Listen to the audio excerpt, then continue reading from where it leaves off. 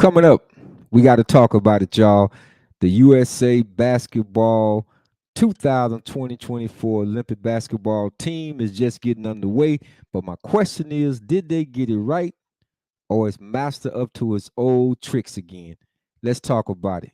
Let's go.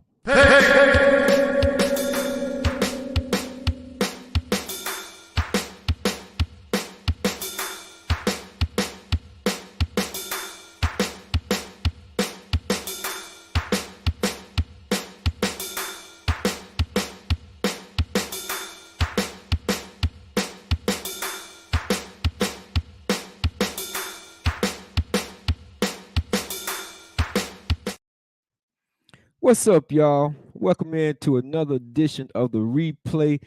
But this is the Cultural Fast News edition, one mic, and I'm your host, Jabril Rashard, aka Real Deal Jabril. So, family, before we get into any of this, I need for y'all to go ahead and hit that subscribe, like, and share button and notification button so we can continue to grow the channel. This is again the replay, the Cultural Fast News edition, one mic. Of course, you know we do that.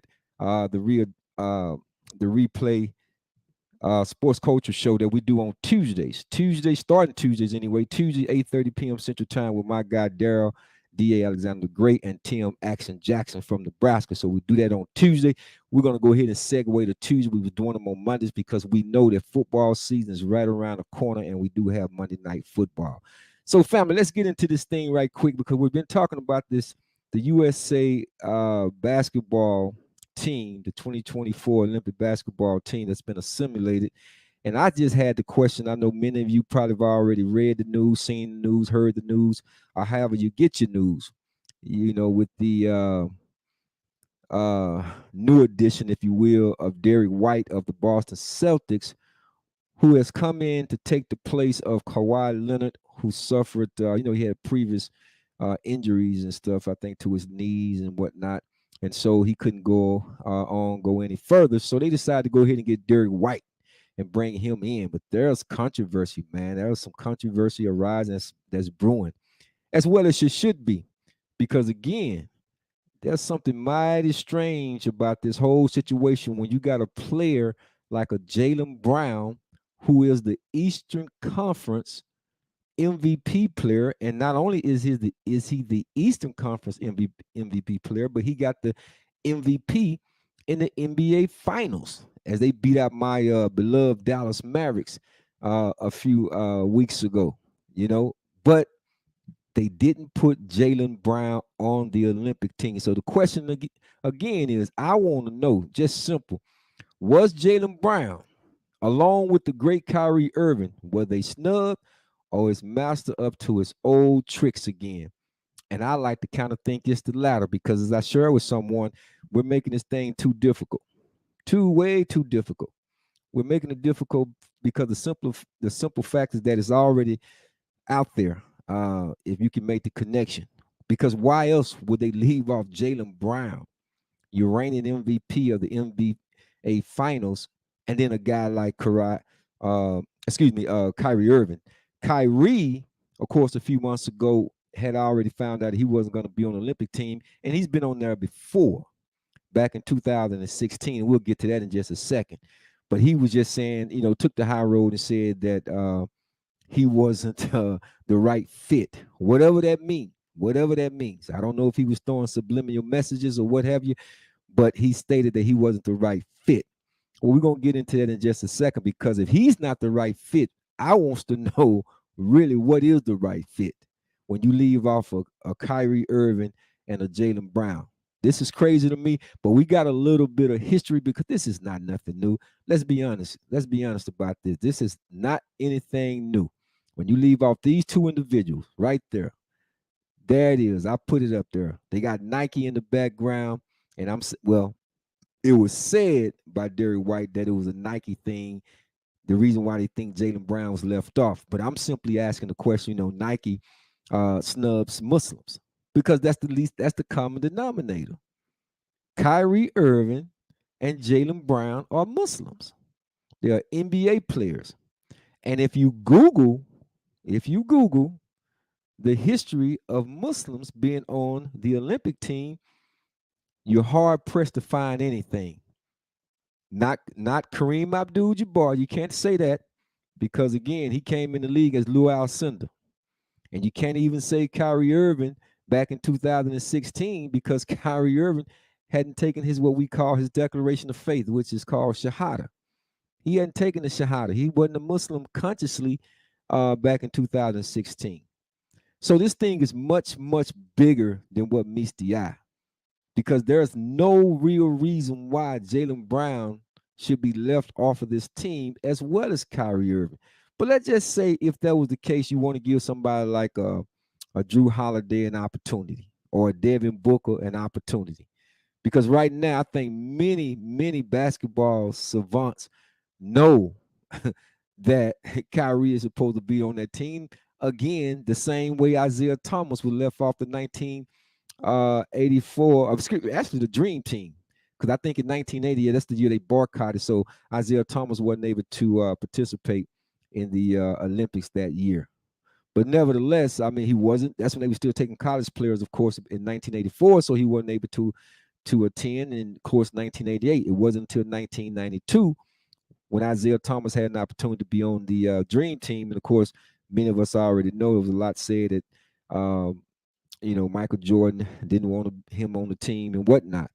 But here again, we're talking about Kyrie Irving being left off, and now Jaylen Brown, and that's the only common denominator that they have because we saw last year when Kyrie was going through all of his ups and downs and all of the berating that they was doing regarding Kyrie Irving, talking about he was being anti-Semitic.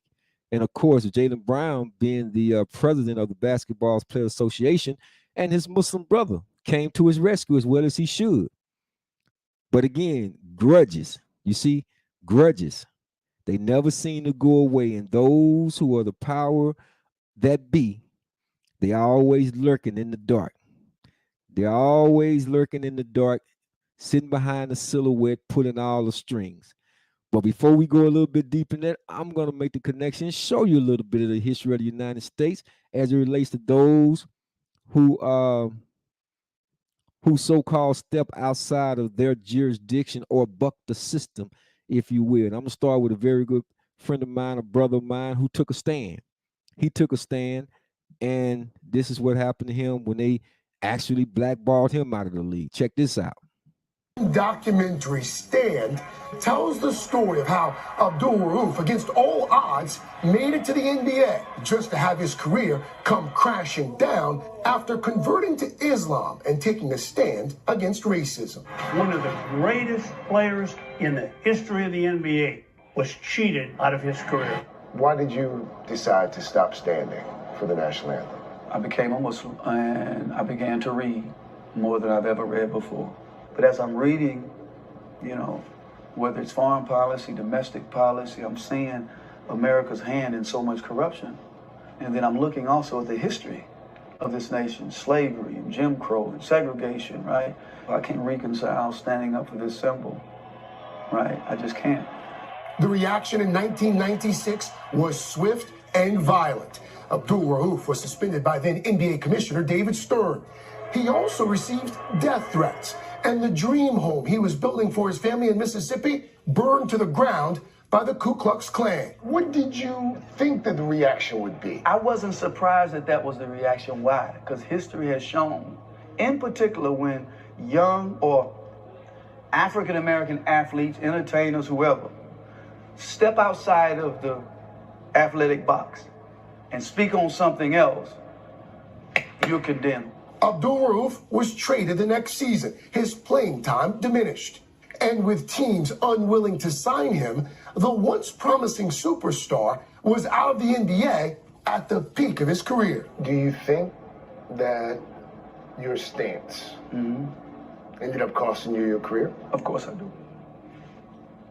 History. Not much has changed. Fast forward, there's a football quarterback who decides he's going to kneel in protest to inequality, police brutality. Did you know what was going to happen to Colin Kaepernick when he started that? I had a strong idea of what was going to happen because I've read the playbook. Has the NBA reached out and said, you know what, we were wrong, or we could have handled it differently? There are people in the NBA who privately, say things. How would you feel if the NBA gave you an apology? Families were hurt. People lost income. Reputations were destroyed, right? And so you just can't apologize and make it all right. No, I care less about the apology. As we sit here, it certainly seems like you have no regrets. No, none whatsoever. Wow.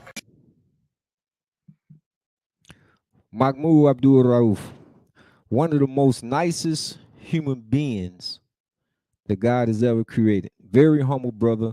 I met Mahmoud actually around about the same time when I was getting ready to take my declaration of faith as well, back in 1992 when he was still Chris Jackson at the time, and he was about to take his Shahadatain or declaration of faith as well in 1992. But we actually met through a mutual friend, and we hit it off, man. And I didn't even know he was studying the dean, as we say, the dean of Al-Islam. And when I found out, man, that just made our relationship even more connected.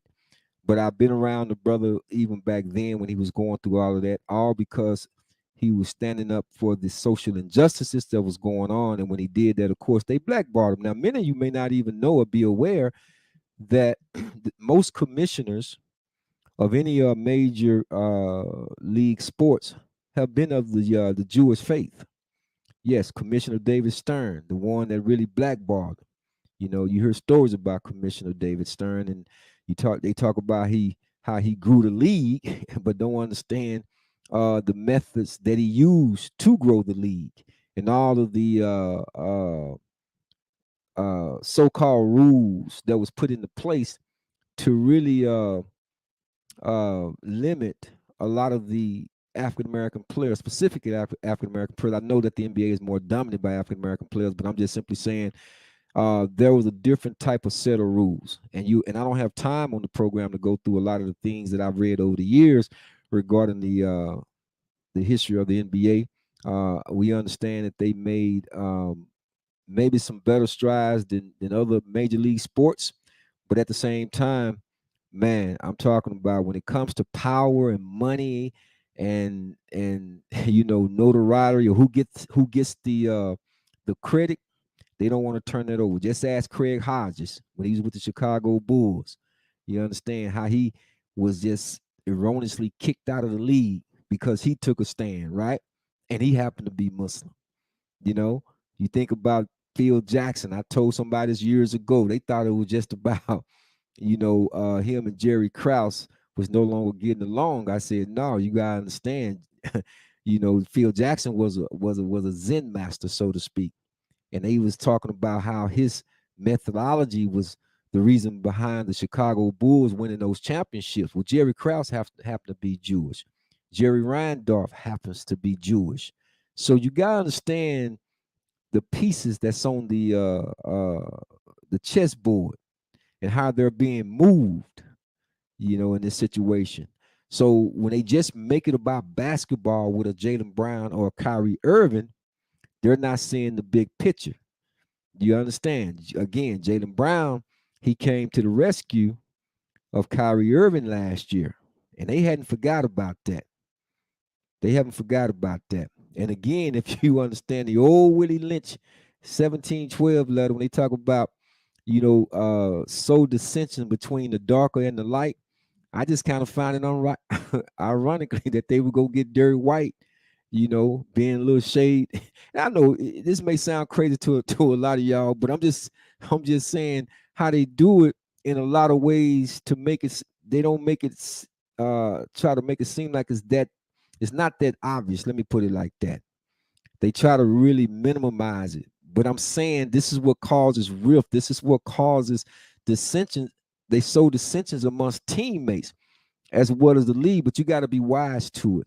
Even Jaylen Brown, he recognized it. That's why he tweeted out, hey Nike, okay, if this is what we doing, do any of y'all know the logo of Nike, the history of Nike wrapped up in Greek mythology and how they was worshiping the goddess Nike, worshiping that wing, the wing of victory? Yeah, that's what Phil Knight is. Look at his last name, Knight, right? one who rides up on a horse, one who they knight their servants. A lot of that is it's not really portrayed out in the public, but if you study deep thinking, deep studying, you'll be able to crack the conundrum. So this is one of the reasons why I had to jump on here under our the Culture Fast News One mic on the replay, because we got to get into this and talk about it. Now I'm gonna show you another video. The reason why Mahmoud, when he was talking about, there's a long history of it. This thing is nothing new. It's nothing new, and many of us we recognize this already, and we know a lot of history about this country and what they have done, what they continue to do. Whether if they're doing it consciously or subconsciously or subliminally, it's still happening. But here's an individual whom they also tried to really demolish his career in the time in which they did it or tried to do it. But God blessed him, and he was able to reconcile all of that. But he too took a stand, and he was ostracized. But here you go, one of the greatest to ever do it. About some draft, and all of you white boys are breaking your neck to get to Switzerland and Canada and London. I'm not going to help nobody get something my Negroes don't have. If I'm going to die, I'll die now, right here fighting you. If I'm going to die, you my enemy. My enemy is the white people, not Vietcong's or Chinese or Japanese. You my opposer when I want freedom. You my opposer when I want justice. You my opposer when I want equality. You won't even stand up for me in America for my religious beliefs, and you want me to go somewhere and fight, but you won't even stand up for me here at home. Today you have the great Muhammad Ali. I don't think nobody ever did it better than that man. When you put it all together, talking about being inside the ring and outside the ring. No, he went up against the United States government, and he took a stand. And of course, again, they tried to demolish him or really remove or take away his career. But he took a stand, and God stayed with him and gave him back his career because he trusted God. But during that particular time when he was opposing the Vietnam War and would not step forward to go around the world to kill innocent people, because again, he took a stand, this was the backlash that they gave. This is how they looked at Muhammad Ali. Tolerable about this man. He's a disgrace to his country, his race, and what he laughingly describes as his profession. He has been found guilty. He is out on bail. He will inevitably go to prison, as well he should. He's a simplistic fool and a pawn. Do you share the same concern that Muhammad has for his draft status? Oh, I certainly do. My views on the draft are very clear. I'm against it. And I think the sooner our country does away with the draft, the better it will be for everybody. And think about that for a second. The guy called Muhammad Ali a simplistic fool. He said, basically he's a disgrace to his race. Just think about that for a moment. Why? Because he chose not to enter into a senseless war that we did not win. Just read your history. United States did not win the Vietnam War. And that's why you had all the peace movement that was happening during those times. So we didn't win that war.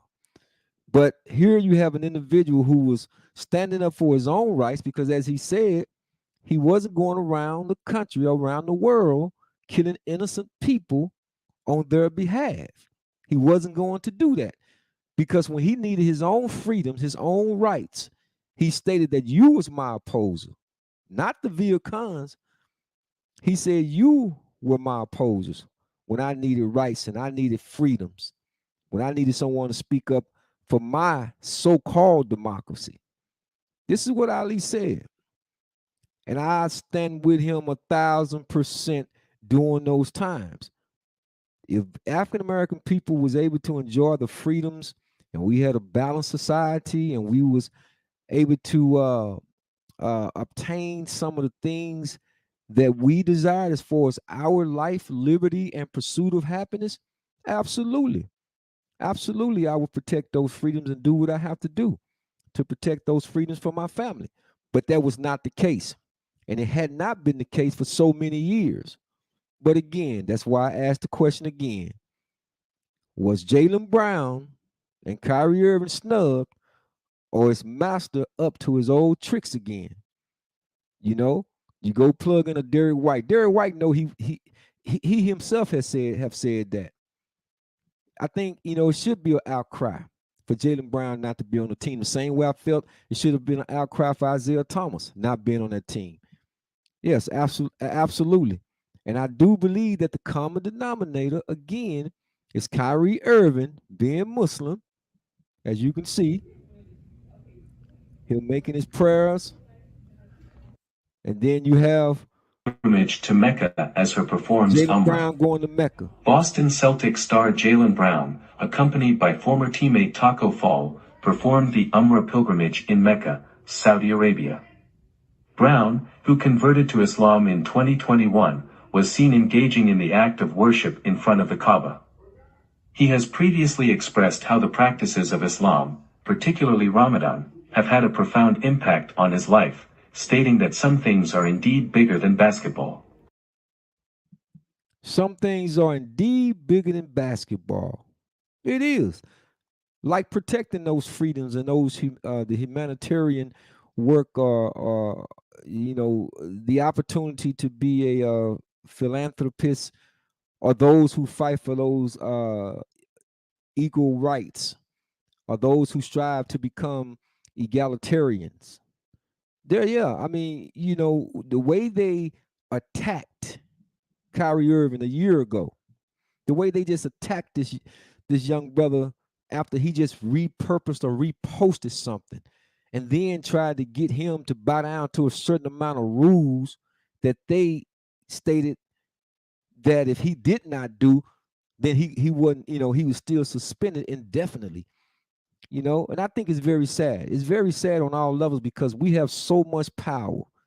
The power have always been with the people, and it will continue to remain with the people until we allow individuals to usurp that.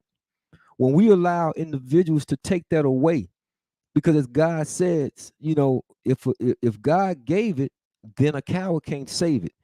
You have to be willing to stand for something, or you'll fall for anything. At least that's what one coach told me years ago. So what are you willing to stand for? And I just think, again, this is one of those things where it's just an outrageous thing. Why? Because Kyrie Irving and Jaylen Brown have a not only do they have a material relationship connection, but more importantly, they have a spiritual relationship. As you will see in this video when Kyrie Irving was still playing with the Brooklyn Nets. That was after them losing one of the games. I believe it was a playoff game, and they embraced and talked. And from my understanding, they was talking about the dean a little bit, but he was wishing him well in the next round, Kyrie Irving.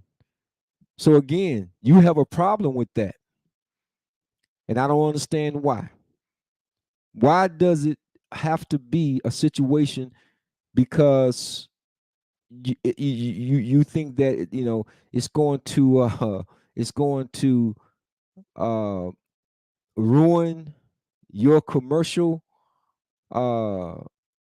expectations?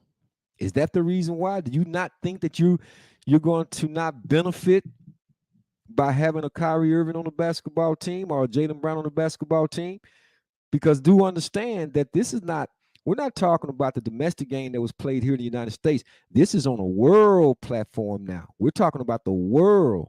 And then again, you have so much that's going on in Gaza, in the Gaza Strip right now, right? The Palestinians and the Jewish people who are cousins of one another. Is the Israeli bombing and killing of I think it's like 40,000 Palestinians who have lost their life, little babies, little children.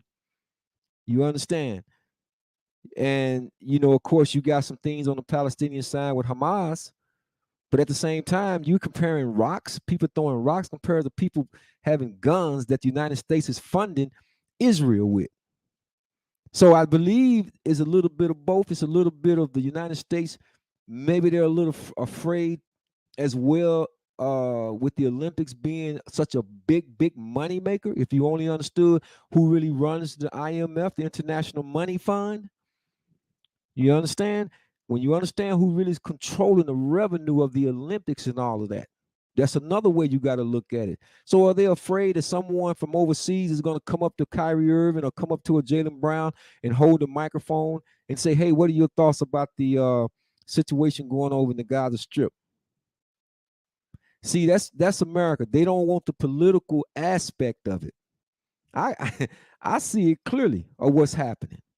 And there's a lot of things too that I can exfoliate and get into, but I won't on this particular episode because again, we do the sports culture show on Tuesdays, 8:30 p.m. Central Time, and I'll have my guys, again, DA and Tim Action Jackson. We'll be able to discuss this once again. But again, this is the replay, the Cultural Fast News One Mic. And again, this is something that was going around on the social media, and we got to catch it. Team USA reversed course Wednesday and sent Leonard home. Got to catch it He'll select the Celtics' Derek White to replace Leonard. Kawhi continues to nurse the right knee injury dating back to the NBA playoff. Grant Hill has a tough decision. There are a lot of good players, and he wants the best team, the best fit. Took Jaylen Brown by surprise and got his attention. White's teammate, Finals MVP Jaylen Brown, questioned that selection and seemed to imply in a social media post that Nike was behind it. Hill denied that, saying White was the right fit because his role will be similar to his role with the Celtics. I think Jaylen Brown earned an opportunity to play on this Olympic team. To me, he's Kawhi Leonard 2.0. Now, in conclusion, you heard one of the NBA analysts, he said that Jaylen Brown is Kawhi Leonard 2.0, and that Grant Hill stated that Derek White would be a better fit than a Jaylen Brown. So you telling me when we look at the entire Olympic team, the 12-man roster, LeBron James, Steph Curry, Joel Embiid, Kevin Durant, Jason Tatum, now Derek White, who else?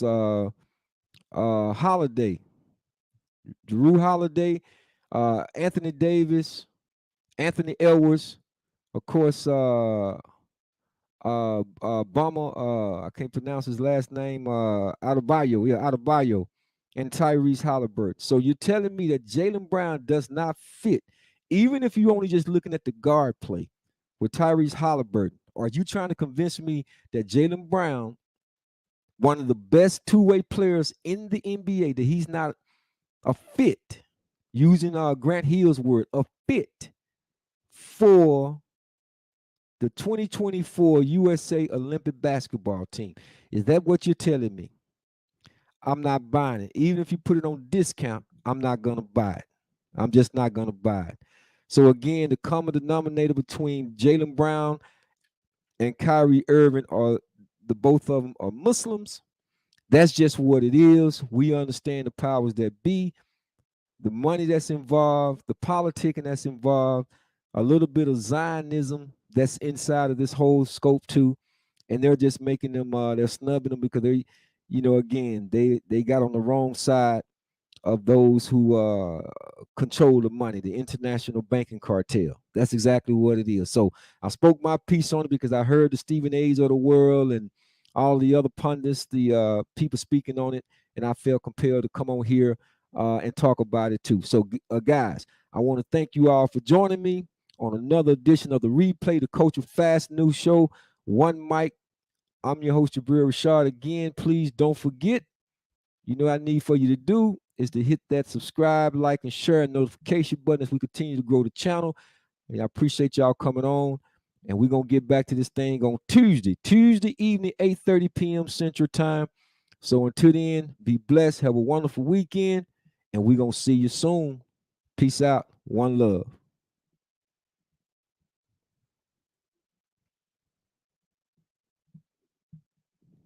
Hey!